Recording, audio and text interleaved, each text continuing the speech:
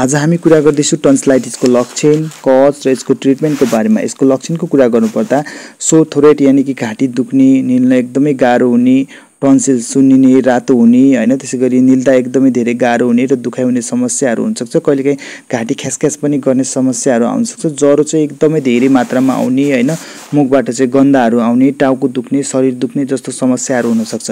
यसको कारणको कुरा गर्नुपर्दा भाइरलको कारणले पनि हुन सक्छ, ब्याक्टेरियल इन्फेक्सनको कारणले पनि हुन सक्छ, कहिलेकाहीँ चिसो पानी खाने हैन, त्यसैगरी धुलो धुवामा बस्ने व्यक्तिलाई पनि हुन सक्छ। यसको उपचारको कुरा गर्नुपर्दा ट्याब्लेट इन्क्ल्याक 625 mg TDS × 5 डेजसम्म चाहिँ खानुपर्ने हुन्छ। त्यसैगरी ट्याब्लेट फ्ल्याक्जोन 1 ट्याब परोलोर × TDS × 3 डेज, त्यसपछि चाहिएपछि खाने नखाने।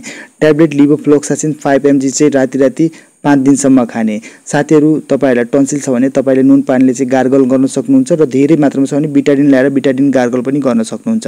साथीहरू, तपाईहरुलाई कस्तो लाग्यो आज हाम्रो भिडियो? लाइक, कमेन्ट, शेयर गर्नु होला र यो औषधि प्रयोग गर्नुभन्दा पहिले तपाईले आफ्नो डाक्टरको सल्लाह लगेर मात्र प्रयोग गर्नु होला। धन्यवाद।